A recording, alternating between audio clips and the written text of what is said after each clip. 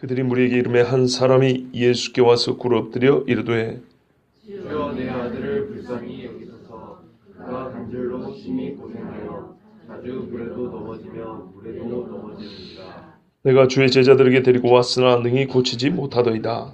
예수께서 대답하여 이르시되 믿음이 없고 회역한 세대여, 내가 얼마나 너희와 함께 있으며 얼마나 너희에게 참으리요. 그를 이리로 데려오라 하시니라. 이에 예수께서 꾸짖으시니 귀신이 나가고 아이가 그때부터 나으니라.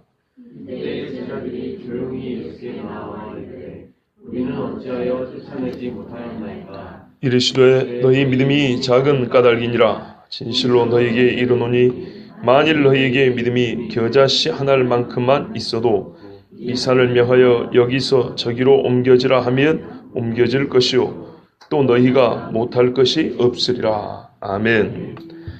기도하겠습니다. 살아계신 아버지 하나님, 오늘도 하나님이 살아계심으로 기도하는 자에는 능치 못할 일이 없고 또 반드시 하나님의 영광을 위하여 우리의 기도를 들어주실 것을 믿습니다. 오늘도 하나님 말씀을 통하여 기도할 능력을, 기도할 마음을, 또한 기도의 시간이 더 확장되고 깊어질 수 있도록 인도하여 주시옵소서. 예수 그리스도의 이름으로 기도하옵나이다. 아멘. 여러분 성경에도 아마 나와 있을 텐데요. 마가복음 9장 14절에서 29절까지 똑같은 사건이 기록이 되어 있는데 훨씬 더 길게 기록되어 있습니다. 약 2배 정도 분량입니다. 그 다음에 누가복음 9장 37절부터 43절에도 마태복음하고 거의 비슷한 분량의 오늘 본 사건이 기록이 되어 있습니다. 그러면은 오늘 이 사건은 마가복음이 제일 자세히 기록하고 있다는 뜻입니다. 그러니까 사실은 저보고 이제 만약에 같은 사건인데 어느 본문으로 설교할 거냐 그러면 마가복음으로 설교했을 겁니다. 그런데 지금은 마태복음을 강의하는 중이기 때문에 이 본문으로 가지만 오늘 사건을 조금 더 자세하게 보고 싶으시면 마가복음과 누가복음을 같이 보시면 정말 많은 것들을 단방에 읽어낼 수 있습니다. 그런데 지금 그렇게 하기에는 시간이 너무 많이 가니까 제가 그냥 말로 이렇게 요약해서 전해드리면 여러분 들으시고 나중에 한번 찾아보시기 바랍니다. 그들이 무리에게 이르매, 그들이 누구죠?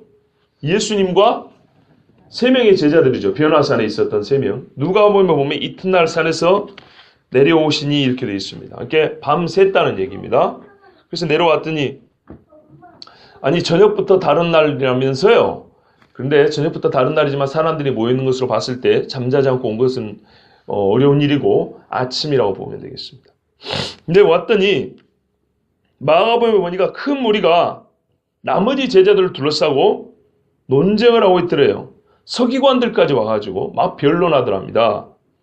변론이란 건 서로 말다툼을 하고 있었다는 겁니다. 하나의 주제를 가지고. 무슨 주제를 가지고 싸우고 있었을까요? 아마도 그 뒤에 보니까 예수님이 마가복음에 보면 사람들이 예수를 보고 매우 놀라며 달려와 인사를 했다, 문안한다 이렇게 되어 있습니다. 아마 지난밤에 영광의 기운이 어떤 빛이라든지 어떤 지난밤에 변화산에서 대단한 사건이 있었지 않습니까? 모세가 성막에 들어갔다면 얼굴이 화려하고 사람이 못 쳐다봤던 것처럼 예수님께 아마 그런 어떤 영광이 남아 있었는지 사람들이 평상시와 달리 매우 깜짝 놀라고 예수님 앞에 절을 했다. 그래서 예수님이 물어봅니다. 너희가 무엇 때문에 그렇게 변론하냐? 오늘 말씀은 없지만 마가복음 그렇게 되어 있습니다. 순서가 그렇게 된 겁니다. 예수님이 하도 시끄러우니까 도대체 무엇 때문에 아침부터 이렇게 시끄럽냐? 그러니까 한 사람이 와서 오늘 본문에 보세요. 꿇어 엎드려 이르되 주여 내 아들을 불쌍히 여기소서. 이 문제구나. 어떤 사람이 병든 아들을 하나 데려왔는데 이 아이 때문에 문제가 생긴 거예요. 그런데 마태복음에는 간질로 심히 고생하고 자주 불에 넘어지고 물에 넘어집니다. 그러니까 귀신이 하는 게 뭡니까? 간질, 즉 불치의 병에 걸리고 결국에는 죽은 대로 내어간다는 겁니다. 불과 물에. 여러분 혹시 보셨습니까? 이런 증상을 가진 사람들? 예, 저는 봤습니다. 어릴 때. 예, 요즘에는 안타깝게도 좋은 의미일 수도 있지만 정신병원으로 다 집어넣어버리니까 그러지만 옛날에는 시골에 그렇게 같이 살았어요. 보면 딱 맞아요. 병든 사람들의 증상이, 귀신 든 사람의 증상이. 제자들에게 데려왔으나 능히 고치지 못하더이다. 이것 때문에 시끄러웠던 거예요. 사람들이 제자들이 고칠 줄 기대했다는 거죠. 예수님이 계실 줄 알고 왔는데 예수님 안 계시고 제자들이 생각 마침 잘 됐네. 제자들이 고칠 수 있겠거니 그렇게 생각한 거예요. 왜 그렇게 생각했을까요? 앞에 여러분 그 사건 기억나시죠? 둘씩 짝을 보내어 귀신을 제어하는 권능도 주셨고, 그죠? 그걸 가가지고 사단이 번개처럼 하늘에서 떨어진 걸 내가 보았노라. 예수님 칭찬한 거 기억나시죠? 그런 경험이 이미 있거든요. 그러니까 선생님 없어도 당신들이 왕년에 귀신 쫓은 사람들 아니냐? 병 고친 사람들 아니냐? 그러니까 고쳐달라 그러니까 제자들이 그렇지 우리가 그러고 나왔는데 돼요 안 돼요? 안 됐다는 거예요. 그러니까 이게 사기네 거짓말이네 쇼였네 막 이러면서 이제 다툼이 벌어진 겁니다. 대충 이해되시죠? 한 방 확 고쳐버렸으면 끝날 문제를 못 고치고 시간만 가고 아이는 여기서 발작을 일으켰다 돌아왔다 막 이러고 있으니까 한쪽에서는 너희 선생이 마술사였구나 사기꾼이었구나 아니다 막 이러면서 서로 이제 말다툼하고 있는 겁니다. 마가복음에는 좀 더 자세히 기록이 되어 있는데요. 귀신 들린 내 아들을 선생님께 데려왔나이다. 여러분 사람들 일반 사람들도 딱 보면 이게 그냥 질병인지 귀신 든 병인지 안답니다. 보세요. 아까 아버지가 알지 않습니까? 근데 뭐라 그러냐면 귀신이 어디서든지 그를 잡으면 안 잡으면 그런 대로 살만한데 딱 휘어잡으면 그때부터는 거꾸로 거품을 흘리며 이게 간질이죠. 이를 갈며 파리해지는지라 애가 말라가는 겁니다.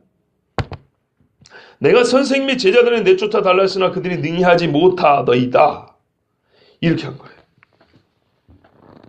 누가 보면은 경련을 일으키고 거품을 내고 애를 몹시 상하게 한 후에야 겨우 귀신이 나갑니다.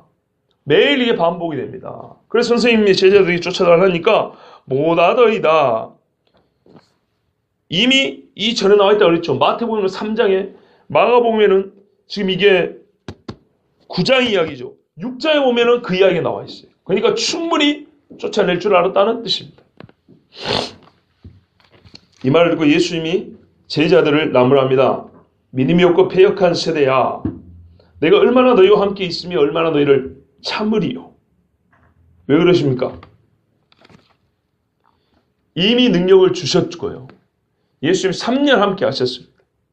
그러면은 할 수 있다는 뜻입니다. 나무랐다는 것은 할 수 있는데 못했기 때문에 나무란 겁니다. 그리고 이미 경험도 있습니다. 그렇죠? 경험까지 있는데도 못한 겁니다. 왜 그랬을까요? 이게 본질적인 문제인데요. 믿음이 없고 패역한 세대였기 때문입니다. 여러분 귀신을 쫓아내도 믿음 없이 희한한 능력을 행하는 사람도 있습니다. 주여 하는 사람들 중에 그런 사람이 있죠. 또는 어떤 사람들은 자기가 옛날에 섰다 하여서 지금도 여전히 그런 줄 알고 삼손이 머리털 자른 후에도 내가 힘을 떨치라고 나가죠. 그래가지고 어떻게 됩니까? 보기 좋게 잡혀서 눈이 뽑힙니다. 얼마나 비참한지 한번 봐보세요. 사람 눈이요 속에 이만한 게 들어있습니다. 이걸 어떻게 뺄까요? 꼬쟁이로 집어넣고 막 빼겠죠. 그럼 신경이 뒤에 붙어있을 거 아닙니까? 신경을 뜯어내야 됩니다. 뇌에 붙어있는 신경을. 이게 보통 잔인하고 무서운 게 아닙니다. 삼손이 그 지경을 당했어요. 제자들이 지금 말하자면 이 귀신 하나한테 완패를 당한 겁니다. 근데 예수님이 보기에는 그러면 안 됐다는 거예요. 적어도. 그렇죠? 적어도 우리가 뭐서 기도 한번 해보자라는 둥. 뭐 애가 이러고 있는데 시끄럽게 논쟁만 할 게 아니라 우리 예배를 한번 드리자는 둥. 우리 선생님 올 때까지 기도하고 있자. 뭐 이래야 정상인데 아무것도 못하고 벌벌 떨고 있었다는 얘기입니다. 그러니까 예수님이 믿음이 없다 그런 거예요. 예, 구원받을 믿음은 있지만은 귀신 쫓아낼 믿음은 없을 수도 있어요. 그게 그건가 아닌가 싶지만 또 다릅니다. 예수님이 나를 구원해 준다는 확신을 가진 믿음하고 지금 여기서 예수 이름으로 내가 귀신을 쫓아내는 믿음은 좀 달라요. 악한 세대, 패역한 세대라는 것은 배울 생각도 안 하고 교만하기만 했지 끈질기게 계속 그 믿음을 지켜오지 않았다는 얘기입니다. 그래서 예수님이 패역하다고 얘들을 꾸짖었습니다. 그 다음에 우리 말씀은 바로 뒤로 넘어가 버리는데 이제 데려와라고 고쳐주지 않습니까? 근데 마가복음에는 좀 자세히 이야기가 나와 있습니다. 애를 데리고 오라 하니까 데리고 오니까 예수님이 질문을 던집니다. 마침 그때 귀신이 예수님을 보고 격렬히 이렇게 이제 발작이 시작됐어요. 마침 이때. 그러니까 예수님이 언제부터 이렇게 되었느냐 물어봅니다. 어릴 때부터는이다. 귀신이 그를 죽이려고.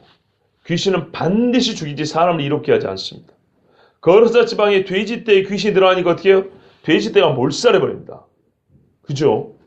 마가복음 5장에 나오는 이야기입니다. 그럼 예수님이 몰라서 왜 물어봤을까요? 언제부터 이렇게 되었느냐고? 아닙니다. 이거 짜고 한 게 아니고 이 아이가 확실히 귀신 들은 아이라는 걸 먼저 확인을 시켜주고 고치려고 하는 겁니다. 그래서 언제부터 이렇게 됐냐? 그리고 이 증상이 무엇이냐 하고 예수님이 자세히 물어보니까 그 아버지가 이 동네 사람들은 모르는 아버지와 아들만 아는 이야기를 해주는 겁니다. 그러면은 이 아이가 귀신 들어서 지금 연기하는 게 아니고 진짜가 맞구나 확증이 됩니다. 그런데 이 아버지가 이렇게 말합니다. 그러나 무엇을 하실 수 있거든 우리를 불쌍히 여기서 도와주십시오 이렇게 외칩니다.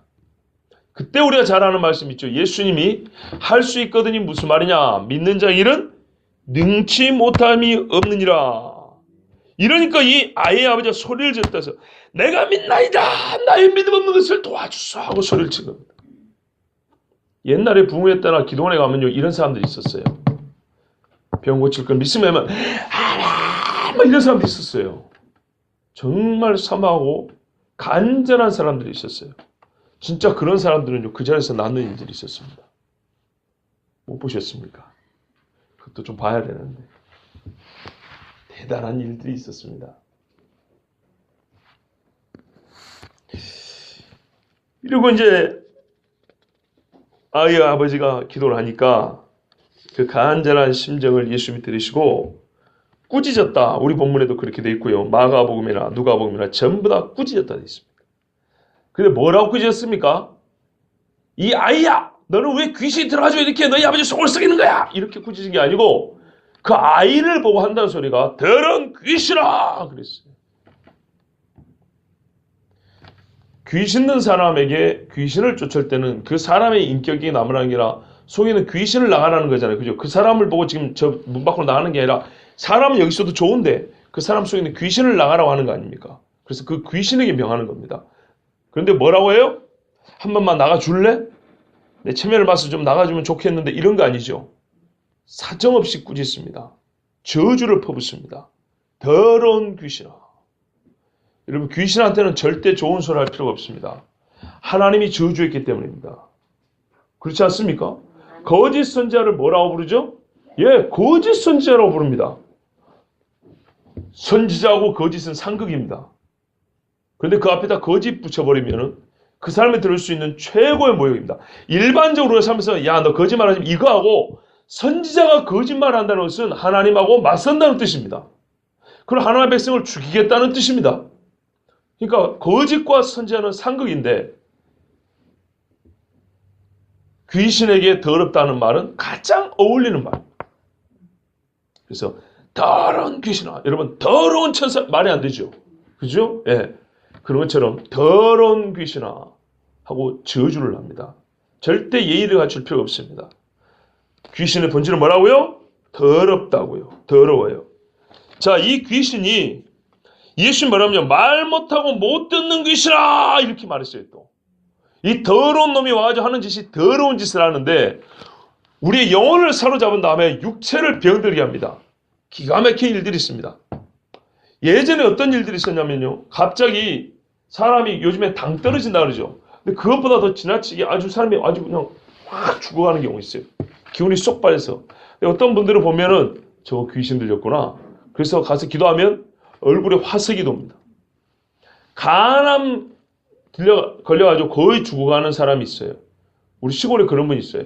그런데 믿음의 사람들 가서 예배 드리고 기도하면 얼굴이 벌겋게요. 간기는 벌겋게 돼가지고 먹고 마시고 잘 놉니다. 그러다가 그 사람들 가고 좀 있다가 그 집안 식구들 중에 기도 안 하고 맨날 믿음 없는 소리만 하잖아요.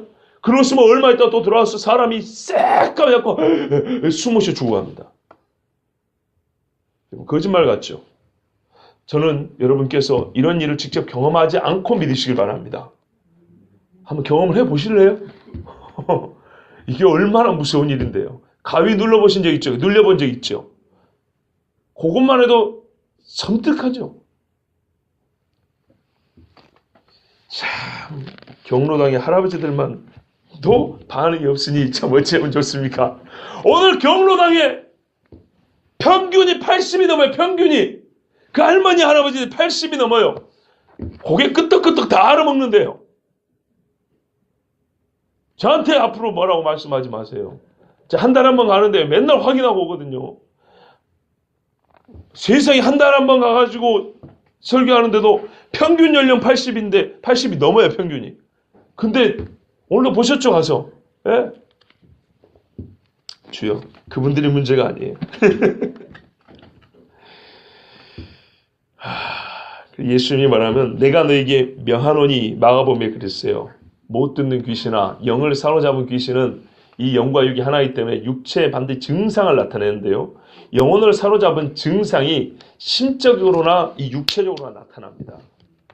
얼굴에 평안이 없다거나 사람이 확 굳어버린다거나 믿음이 있는 사람이 이렇게 가까우면 믿음이 없고 귀신 든 사람은 얼굴이 없고 막 이렇게 막 몸둘 바를 모른다거나 눈이 이렇게 돌아간다거나 아니면 먼 산을 쳐다본다거나 눈깔이 비글비글 돈다거나 뭐 그런 경우 있죠. 정신 사나운 짓을 하죠. 예, 정신을 사로잡은 거예요. 그러면은 정신이 사나운데 몸이 정상으로 질서 잡혔다가 있겠습니까? 절대 그렇게 못합니다. 애가 막 이렇게 막 이리 앉았다 저리 앉았다 이거 물건 올려놨다 내렸다가 안 해도 될 이상한 짓들을 합니다. 귀신 든 사람들은. 명하노니 귀신은 사죄하는 게 아니고 명하는 겁니다. 그 아이에서 나오고 다시 들어가지 말라. 예수님이 그랬어요. 그랬더니 귀신이 야 소리지고 심히 격렬을 일으켜 나가니 아이가 죽은 것 같이 되었더라. 사람들이 죽었다 그러죠. 그게 예수님이 일으켰습니다. 이거는 귀신이 쇼하는 겁니다. 예, 사람을 속이려고 귀신이 쇼하는 방법 중에 하나가 나 죽었지롱 이런 겁니다. 귀신 쫓다가 죽어보면 어떻게 하죠? 살인죄죠. 예. 그러니까는 인간적인 방법과 성경적인 방법을 안 하고 인간의 그런 그 어떤 완력을 지나치게 사용하면 죽습니다, 사람이. 예. 우리 소위 세상 말로 귀신이 이 마음을 사로잡고 있는데 그 뭐랄까 사람 몸이 이게 육과 영이 같이 있지 않습니까? 영혼이 사로잡으면 몸도 경직돼 있거든요. 경직돼 있는 몸에다 이렇게 충격을 가하면 확 막혀 죽어버립니다. 근데 하여튼 여기 귀신은 쇼를 했어요, 죽은 것처럼. 근데 예수님이 사람들이요 딱 죽었다 그랬어요. 봐라 봐, 저 귀신 쫓다 사람 죽여버렸다고. 근데 예수님이 일으켰습니다. 그리고 아이를 아버지에게 주었다 하고 누가복음에 되어 있습니다. 누가복음에는 빼놓지 않고 기록한 특별한 사건인데 그게 뭐냐면 이 다음에 사람들이 다 하나님의 위엄에 논란이라 그랬습니다. 이 일을 누가 했다고 본다고요? 하나님이요. 이건 참 중요한 겁니다. 당시에 사도행전을 보면 마술사 시몬이라는 사람이 있습니다.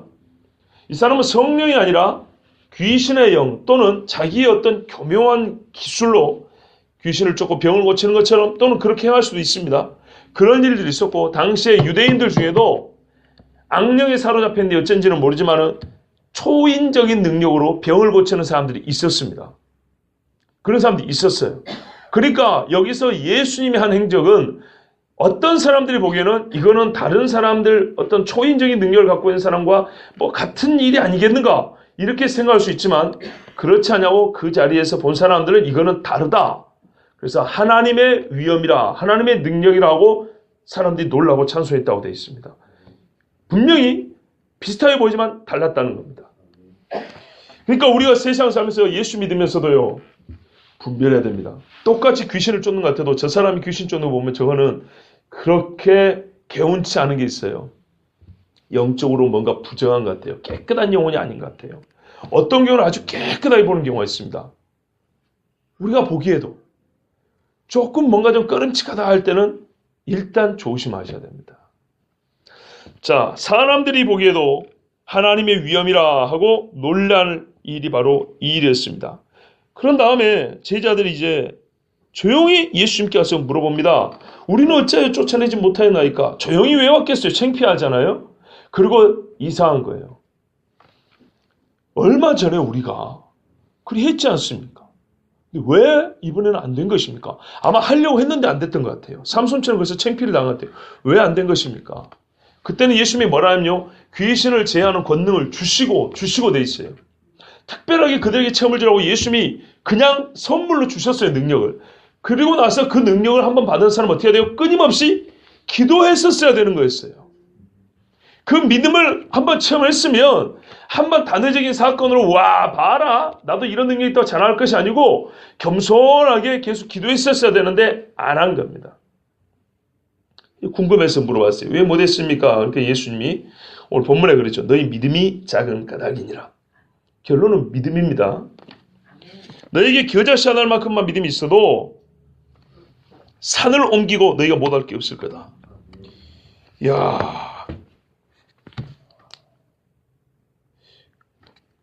믿음이 있으면 이런 일을 한답니다. 그런데 오늘 말씀에 21절에 빠진 게 뭐냐면요, 그러나 그럼에도 불구하고 이런 종류의 일은 기도와 금식을 통하지 않고는 나가지 아니하느니라가 빠졌습니다. 마가복음에는 마태복음처럼 겨자씨 하나할 만한 믿음 이야기가 없고 기도 외에는 이런 유가 나갈 수 없느니라가 기록되어 있습니다. 마가복음에는. 그러면 마태복음과 마가복음을 같이 보면 예수님이 두 가지 걸 얘기했다는 걸 알 수 있습니다. 그리고 원래 마태복음에도 마가복음의 결론과 같이 기도 외에는 이런 유가 나갈 수 없느니라가 기록이 되어 있는데 21절에 그게 있는데 빼버렸어요. 왜 뺐을까요? 신약 학자들 간에 어떤 합의가 있냐면 마가복음이 제일 먼저 기록됐다는 합의가 있습니다. 그러나 교회 전통은 마태복음이 제일 먼저 기록됐다 하는데 사람들은 마가복음이 제일 먼저 기록됐다. 학자들은 그렇게 말합니다. 그 이유가 뭐냐면 이상한 논리인데요. 짧을수록 오리지널이라는 논리가 있어요. 근데 꼭 그렇지는 않습니다, 여러분. 성경을 있는 그대로 필사를 하는데 필사하다가 못된 인간이 자기 마음대로 수정을 하고 싶으면은 빼기보다는 더하기가 더 쉬운 법입니다. 자기의 의도를 거기다 집어넣고 싶은 거거든요. 아니다. 더하기보다는 빼기가 더 쉽습니다. 살짝 이렇게 빼면 되거든요. 성경 개정이 그렇게 되어 있지 않습니까? 봐보세요. 우리 성경 번역이 갈수록 없음이 많아지죠. 그죠? 빼는 게 많아집니다. 즉 축소가 더 쉽습니다. 축소하는 게. 그런데 분량을 늘렸다는 것이 더 어려운 겁니다. 근데 희한하게도 학자들은 분량을 더 늘린 마태복음이나 누가복음이 인간적인 가필이 들어갔다고 보는 인간들이 꽤나 많습니다. 그래서 마가복음을 딱 보니까 마태복음에 중복된 것들 있잖아요. 그러면은 그냥 빼버려요. 오리지널 마가복음에 있는데 뭐. 그럼 마태복음 빼버렸어요. 근데 마태복음에 이 말씀이 왜 중요하냐면 여러분, 그 하나하나가 의미가 있습니다. 그렇죠. 믿음이 있어야 귀신 쫓죠. 기도해야 능력을 받죠. 그죠? 근데 마태복음에 21절에 그럼에도 불구하고 이렇게 접속사가 붙여가지고 기도 외에는 이런 유가 나갈 수 없느니라. 이거는요, 믿음과 기도를 연결해주는 말입니다. 떼어놔서도 의미가 있고 교훈이 있지만 원래는 이게 붙여서 의미를 갖고 있었다는 얘기입니다. 결론 무슨 말이냐면 너희가 왜 못했느냐? 믿음이 없기 때문에 못했다는 거예요. 믿음이 있으면 돼요. 그런데 그럼에도 불구하고 믿음이 있으면 곧 쫓을 수 있는데 그럼에도 불구하고 믿음이 있다 하더라도 뭐가 있어야 된다고요? 기도가 있어야 된대요. 이거를 매우 현실적으로 말해볼까요? 매우 현실적으로 믿음이 있으면 쫓아낼 수 있는데 너희가 왜 못 쫓아내냐면 왜 믿음이 없어 못 쫓아내냐면 기도 안 했으니까 이런 말이 되는 거예요.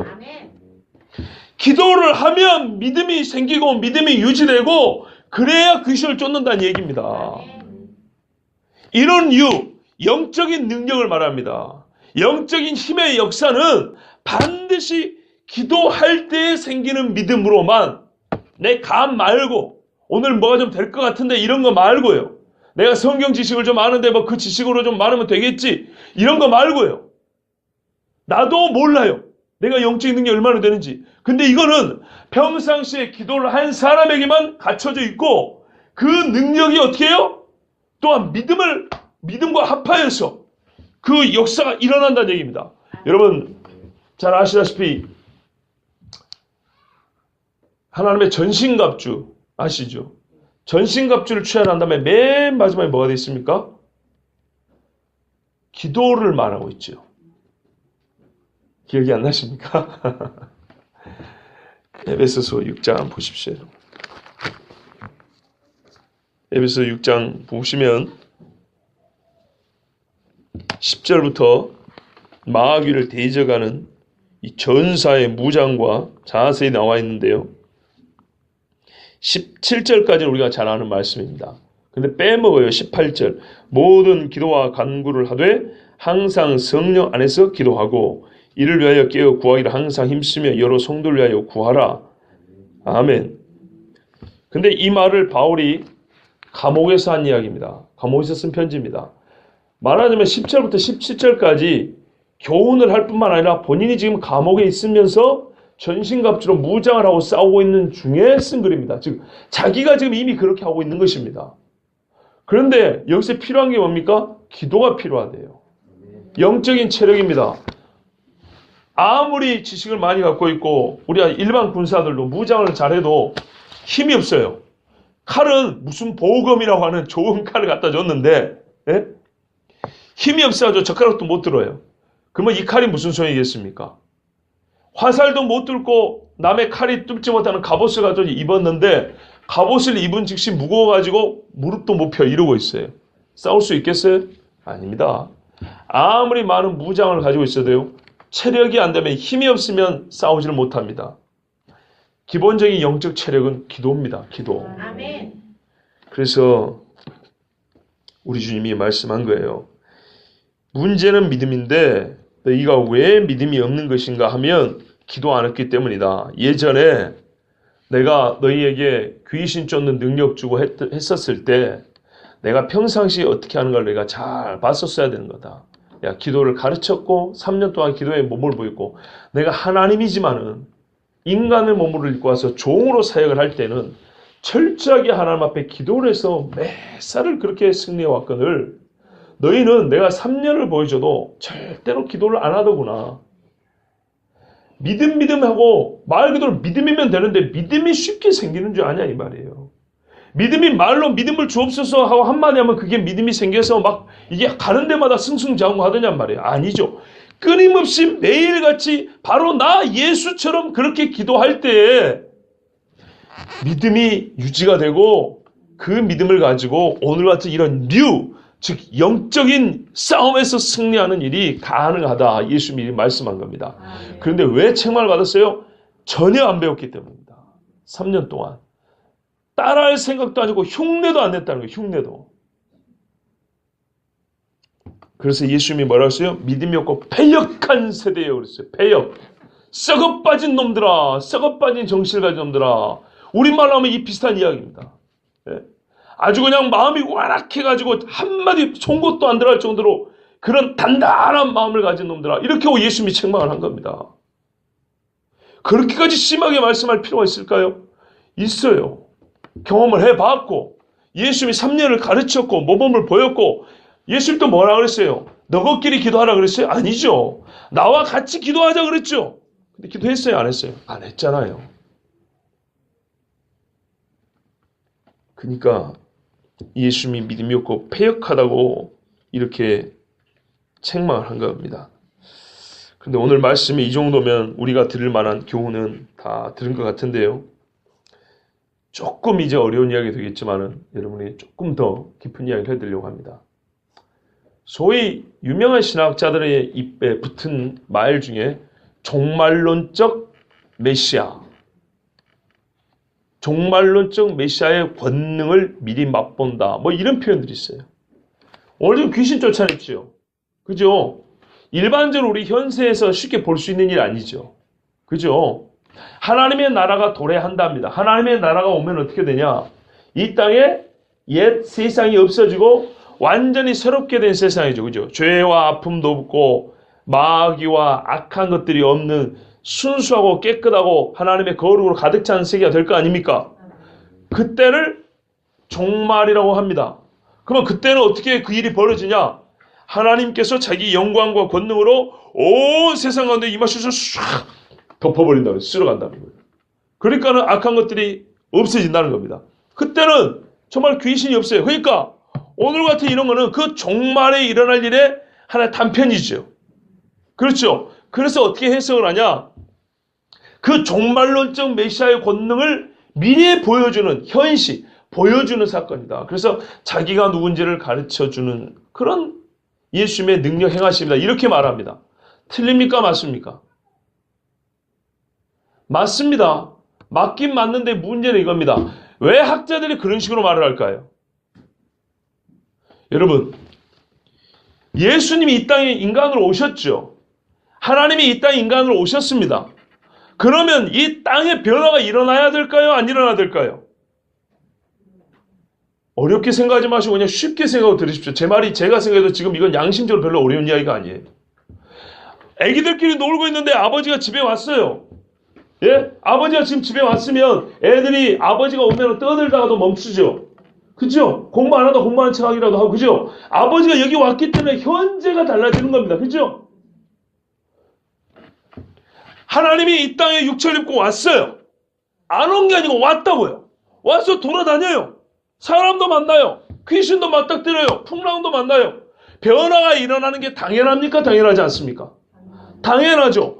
그 당연한 현세의 이 변화를 굳이 종말론적 메시아고 말할 필요가 있을까요? 그럴 필요 없습니다. 그죠?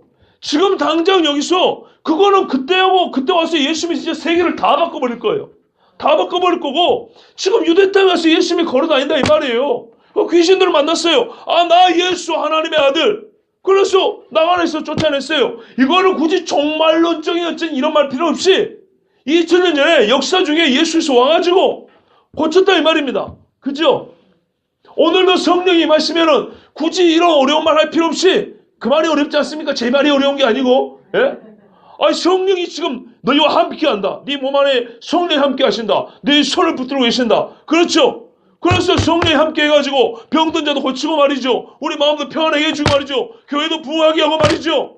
하나님께서의 역사인데 그거를 설명하는데 뭐 복잡하게 이게 종말론적 능력이 미리 임하여가지고 우리에게 선신여제, 복잡한 얘기가 필요 없다고요. 근데 왜 그런 복잡한 얘기를 하는지 아십니까? 그들은 현재적인 하나님의 능력을 안 믿거나 경험해 본 적이 없기 때문에 그들의 불신과 그들의 불지, 잘 모름을 덮는 위장막이에요. 이해가 되시죠? 내 새끼가 집에서 예수님이 고쳐갖고 살았어요. 그 아버지가 거기서 복잡하게 와, 이거는 장차 올 하나님의 나라 그 종말론적 메시아의 능력이 오늘 우리에게 보여주는 뭐 이런 복잡한 얘기 하겠습니까? 엎드려서 하나님의 아들 예수 그리스도요.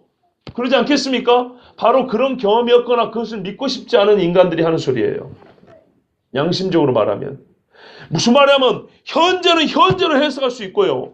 현재는 현재로 내가 맛보는 겁니다. 경건은 유익이 크니 이생과 내생의 유익이 있느니라 그랬죠. 바로 이생에서도 유익이 있는 거예요. 이생은 이생답게, 이생은 이생으로서 그 자체 이 의미가 있고 그 자체 유익한 것인데, 이 못된 신학자들, 믿음 없는 신학자들은 이생에서 나타나는 지금 여기서 역사하시는 하나님의 나라에 대해서는 경험도 없고 믿지도 못하기 때문에 언제 올지 모르는 거는 여러분 외사에 뭐 소다 잡아먹는다면서요. 그런 심보예요. 언제 올지 몰라요. 솔직히 오라고 기대하지도 않아요. 그 사람들은 그냥 신학 이론으로 장차 오실, 그래 놓고 그것이 지금 잠깐 나타난다는 거예요. 여기서 오버하면 어떻게 되는지 아십니까? 이 사건은 진짜 사건이 아니에요. 예수를 믿는 추종자들이 예수를 어떻게 믿냐? 이 로마의 치하에서 고통당하고 괴로워하는 우리를 장차 언젠가 와서 우리를 구원해 주실 것이다. 지금 말 그대로 먼 미래 언젠가 올 그 종말에 올 메시아를 기다리는 거예요. 그래서 지금 우리가 어떻게 해요? 의미적으로 우리가 기다리는 메시아는 어떤 메시아냐? 귀신 든 자의 귀신, 사람이 절대 못 이기죠. 귀신 절대 못 이깁니다. 우리 인간이 할 수 없는 불가항력적인 능력과 권세를 할지라도 다 제어할 수 있는 그런 신을, 그 메시아를 우리는 기다리고 있노라고. 그 자기들이 기다리는 것을 말 그대로 어떤 메시아를 기다리는지를 지금 현세적으로 하나의 뭡니까? 이거는 꾸며낸 이야기인 거예요. 이해가 되십니까? 우리가 어떤 메시아를 기다리고 있냐면, 예를 들면은 귀신을 쫓아낼 수 있는 메시아를 기다리고 있는 거야. 그래서 사람들에게 우리는 그 메시아를 기다리는 거야.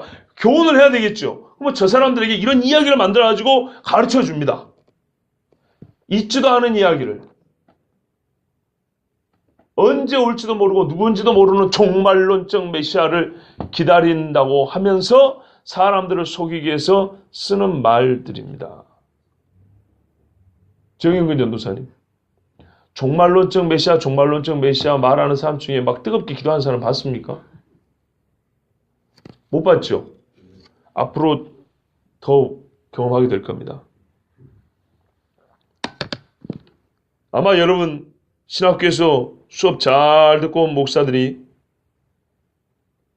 여기서 본질상 여기서의 사건을 잘 구분했으며 본질상 여기서의 사건을 마치 종말의 언젠가 누군가 그 메시아가 오면은 일어날 거라고 예상되는 사건인 것처럼 그것을 잠시 우리에게 그냥 교훈으로만 가르쳐 주는 것처럼 예수님 부활 안 했는데 부활했다고 믿으면 마음의 위안이 되고 뭔가 앞으로 잘 될 것 같은 뭐 기대감도 생기고 그런 거 아니겠습니까? 그런 것처럼 그렇게 예수님을 허구적 존재로 만들고 있지도 않은 추상적인 영적인 교훈을 끄집어내려고 말할 때 종말론적 메시아를 말한다는 겁니다. 오늘 같은 이런 사건을 두고요. 특히 초인적이다, 초월적이다, 신이 아니고서는 할 수 없는 이런 사건을 볼 때 예수를 말 그대로 신으로 인정하고 싶지 않은 사람들이 그런 이야기를 한다 이 말입니다.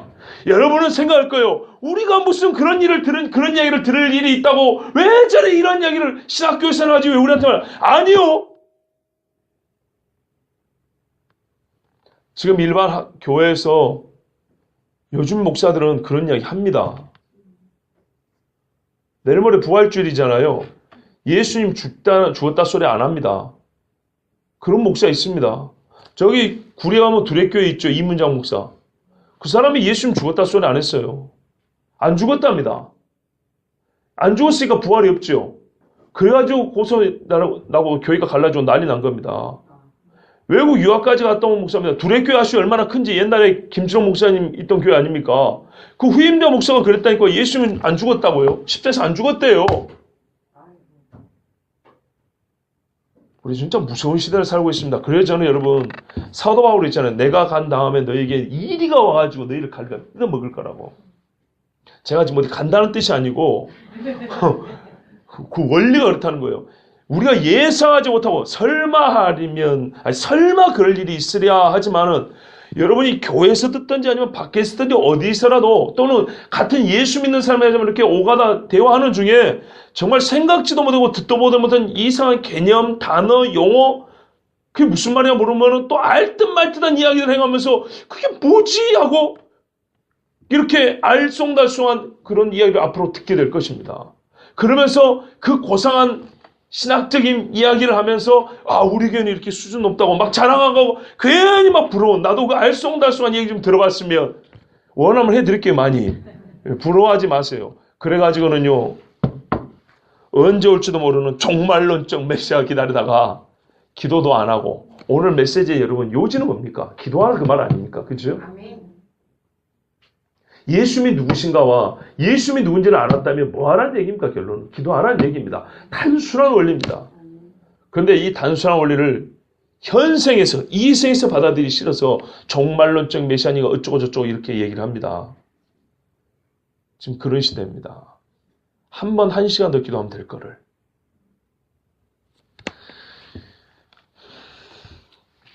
근데 여기서 참 재밌는 게 있어요. 제자들은 기도 안 하는데 여기서 기도하는 사람이 있지요. 누가 기도합니까, 여러분? 기도하는 사람 한 명 있는데. 아버지요. 그래 보십시오. 누가 믿음이 있어요, 그러면? 아버지가 믿음이 있죠. 아버지가 뭐라고 기도했는데요? 주여 나의 믿음 없음을 도우소서. 이게 마가복음에 나와 있습니다. 마가복음에. 주여 나의 믿음 없음을 도우소서. 믿음 없다고 기도한 그가 믿음 있는 사람입니다. 그죠? 대단한 역설입니다. 믿음 있다고 제자들이 자기들이 자신했는데 막상 까보니까 있어요 없어요? 없지요. 제자라고 3년 따라다닌 것보다 내가 믿음 없음을 발견했을 때 그 자리 그 순간 거기서 딱 무릎 꿇고 주여 나는 믿음이란 것 자체가 없는 사람입니다. 나를 좀 도와주십시오. 그만 하나님이 그 믿음을 보신다니까요. 정말 왜 우리가 이렇게 못할까요? 제발 좀 해야 식었는데 왜 그렇게 못할까?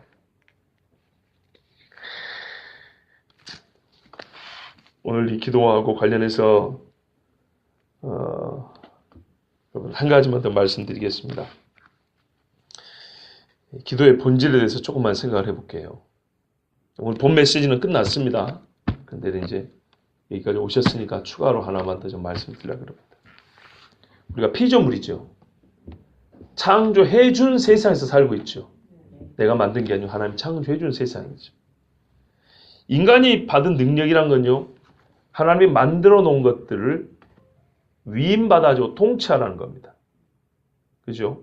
근본적인 원리를 네가 바꾸고 주관하라는 게 아니고 내가 그걸 세팅해 놨으니까 그 세팅해 놓은 상태에서 다스리기만 하라 그런 겁니다. 그러니까는 위임을 받고 다스릴 만한 능력은 받은 겁니다. 그죠? 위임 권한을 받고 능력도 받았어요. 명함만 주고 실권을 뺏어버리면 안 되는 거죠. 명함도 주고 실권도 줬다는 말입니다. 그런데 사람이 어떻게 됐습니까? 타락해버렸죠. 그럼 뭐가 떨어지겠다는 거예요? 우리가 능력이 상실되어 버린 거죠. 그죠? 다스릴 만한 능력이 많이 상실되어 버렸어요. 그리고 내가 누구인지 자기 자신에 대한 인식 능력이 확 떨어져 버렸어요. 그래서 이전에 아름답게 보이는데 보니까 아이고 부끄러운 거죠. 하나님이 가지고 있던 눈을 잃어버렸어요. 그러니까 파악 능력이 똑바로 안 되니까 분석도 똑바로 못하고 어떻게 해야 될 바도 모르겠고 조금 어떻게 해야 될 바를 알아도 이제 능력이 없어요. 그렇죠? 능력이 없어가지고 또 못하고 이렇게 되는 겁니다. 그러면 이 땅에서 원래부터 내가 만든 세상도 아니고 또 나는 위임을 받은 능력과 권한을 가지고 있었는데 위임받은 능력과 권한이 많이 약화된 내가 만든 세상에는 창조되어서 나에게 주어진 세상을 살아갈 때 무슨 일을 한들 우리 인간 입장에서 내 뜻대로 잘 될까요? 안 될까요? 안 되죠. 땅은 벌써 농사 좀 지으려고 그러니까 가시와 엉겅퀴를 낸답니다. 들판에서 가시와 엉겅퀴는 괜찮아요. 그것도 생태계에 다 의미가 있는 거니까. 그런데 씨를 뿌려서 농사 지으려는데 거기에 뿌리지도 않은 게 나는 거예요. 안 된다는 겁니다. 누군가 도와줘야 한다는 것이고 나는 도움이 필요하다는 것을 스스로 깨달을 수 있다는 얘기입니다. 즉 이 세상이 인간의 힘을 넘어선 세계가 되어버렸다는 겁니다. 내 힘만으로는 살 수 없는 세계로 내 경계를 넘어서는 세계가 넘어선 게 엄밀히 말하면 내가 세계 경계 안으로 축소되어 버린 거예요. 그래서 세계가 나보다 커져버린 거예요. 내 힘만으로 못 살아갑니다. 그래서 이 세계가 나보다 더 크기 때문에 나를 점점 압도해 옵니다. 그렇죠? 가만히 있으면 살게 됩니까? 죽게 됩니까? 죽게 되죠. 각양오만 것들이 나이가 들면 병도 많이 들고요. 면역력도 떨어지고요. 그죠? 뭔가가 보충이 안 되면 약물이라 할지라도 음식물 할 때 보충이 안 되면 어떻게 돼요? 나는 압도당해서 오래 못 삽니다. 제대로 인간답게 살지도 못합니다. 어느 것 하나도 내 힘대로 내 마음대로 안 됩니다.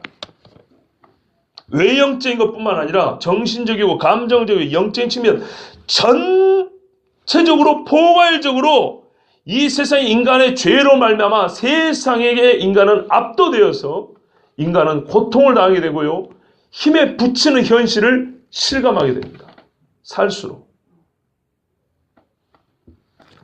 그렇지 않아도 원래부터 인간은 하나님의 주권을 인정해야 되는데 이 지경이 되어버리면 사람이 해야 할 것이 뭐겠습니까? 첫 번째, 주여 나는 능력이 없습니다. 그렇군요. 하나님이 이 세상을 만드시고 하나님이 다스리시는군요. 하나님이 다스리지 않으면 내가 하루도 살 수 없음을 인정하나이다 하고 고개 딱 숙여야 되겠죠. 그런데 지금은 이걸로 부족해요. 이건 아담도 했던 거예요. 이제는 뭐가 필요한지 아십니까? 주여 이게 다 하나님 것입니다 라고 인정만 하는 걸 넘어서서 나 좀 살려주십시오가 필요한 거예요. 이게 기도입니다.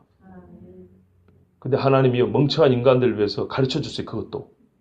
그 지경인데도 어떻게 해야 될지를 모르니까 하나님이 가르쳐줬어요. 그럴 때는 나한테 구해라. 그럼 내가 해줄게 그랬어요. 영과 육을 갖고 있는 인간에게 영적으로 육적으로 내가 너를 도와준다고 하나님이 먼저 약속해 주세요. 그래서 내게 구하라 그러잖아요. 하나님이. 내가 너를 들으리라 도우리라 채워주리라 그죠. 그런데도 안 해요. 그건 무슨 말인가요? 하나님의 주권도 인정 안 해요? 내 무능력도 인정 안 해요? 누구 때문에 사실상 이 엄청난 압도를 당해가면서 죽지 못해 사는 이 지경에까지 누구 때문에 여기 왔는지 자기 책임도 인정 안 해요? 그러니까 기도하지 않는 게 뭐가 될까요? 죄가 되는 것입니다. 교회 다니는 사람이 기도해야지. 교회 다니는 사람이 기도해야 안 하니까 죄지. 이런 단순한 얘기가 아니고 보세요. 이런 과정만 조금만 생각해보면 왜 기도가 죄인지 알 수 있어요. 사무엘이 나는 기도를 쉬는 죄를 범하지 않겠다고 했어요. 기도를 쉬는 게 죄인데 어떤 능력이 생겼습니까? 기도를 쉬어버리는데. 예전에 산을 옮길 만한 믿음이 있어도 기도를 1년을 쉬어버리면요. 그 믿음이 간데운데 없어져 버립니다.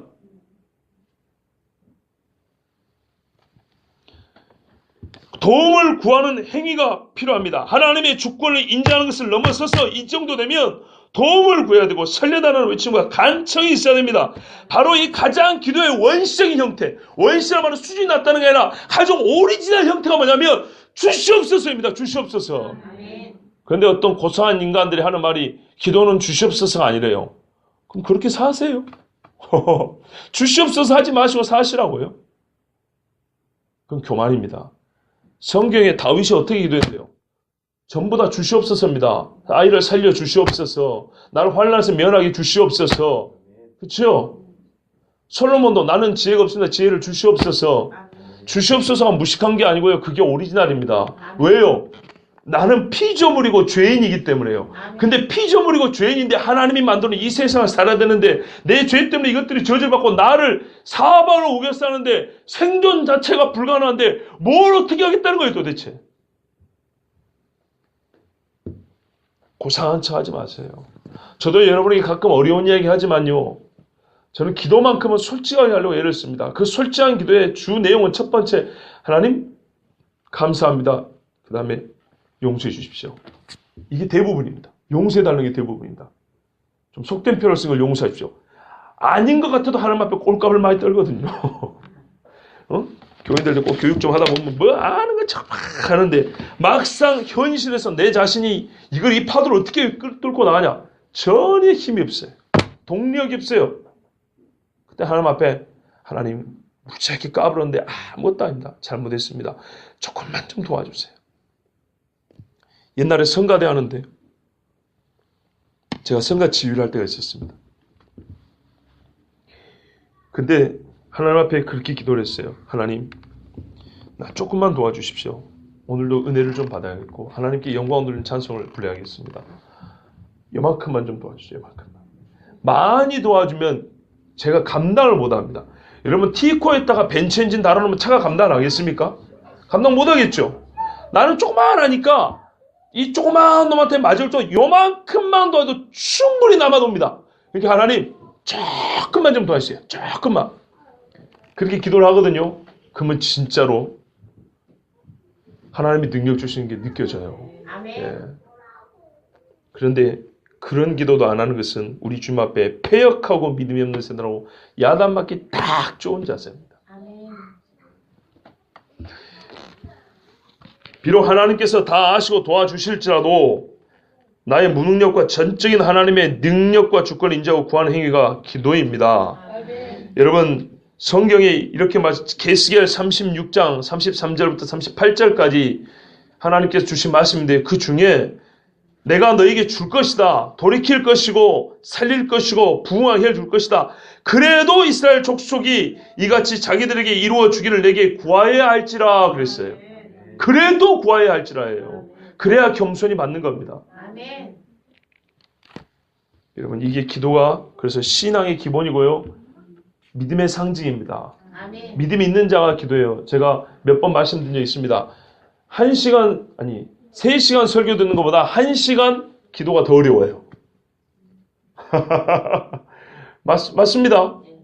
우리 강인 집사님 아주 절대적으로 인정하시죠. 그죠? 3시간 설교 자다 깨다 앉아서 대충 그러면 3시간 가요. 힘들어도. 근데 1시간 기도는 훈련 안 되면 어려워요. 그래서 기도가 신앙행위고요. 믿음이라는 겁니다. 그런데 세상에 어떤 사람들은 대개 기도를 어떻게 생각하냐면 보조 동력 장치 정도 생각합니다. 내 힘으로 해보다가 안 되면 하나님 힘 좀 끌어다 쓰는 거로 생각합니다. 이런 패러다임은 완전 잘못된 겁니다. 처음부터 하나님이 전적으로 도와주시는 것이고 나는 그 능력 안에 사는 것이죠. 너희가 내 안에 그랬죠, 예수님이. 네가 내 안에, 내가 네 안에, 이런 개념이지요. 내 마음대로 내 주도를 해나가다가 안 되니까 주님 힘 좀 보태주세요.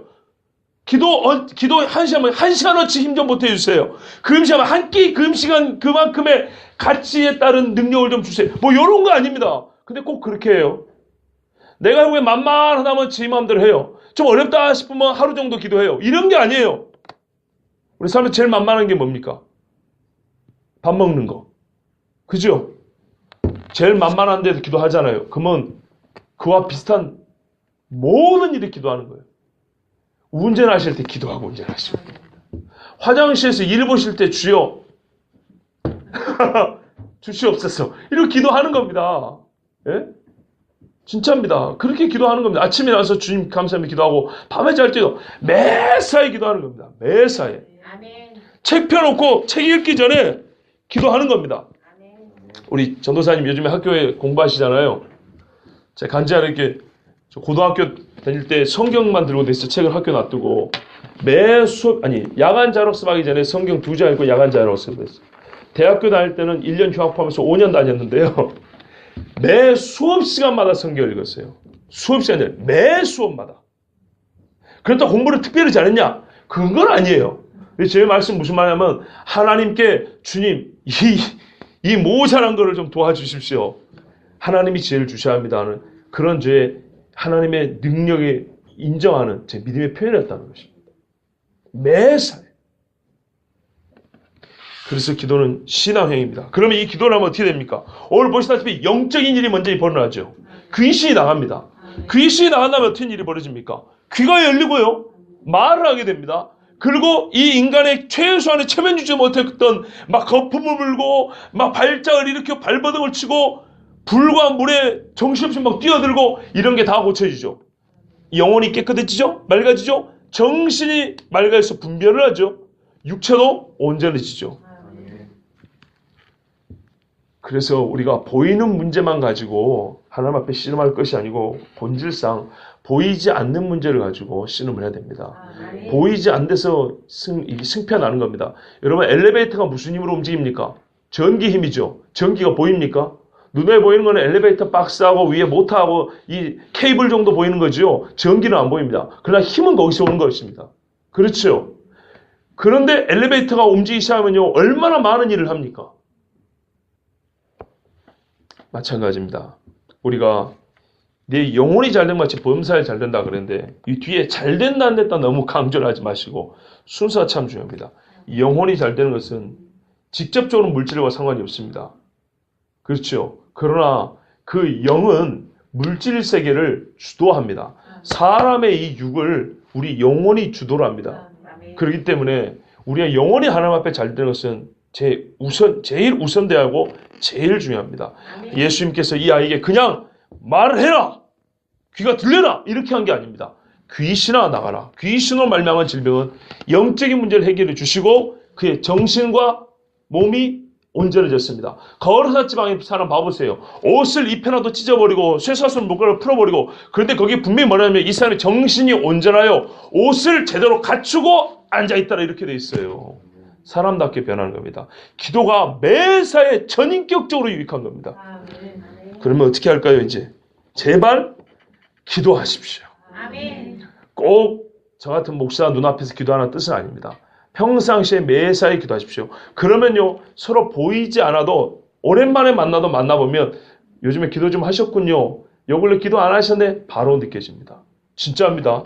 오랜만에 헤어졌다 만나는 일가친척이나 뭐 예전에 아는 집사람들 있잖아요. 이렇게 만나보면 같이 밥을 먹는데 몇 달 전에 하고 달래서 이번에 목소리가 조금 더 은혜스럽습니다. 요즘에 기도 좀 하신가 봐요. 그러면 그랬다 그래요.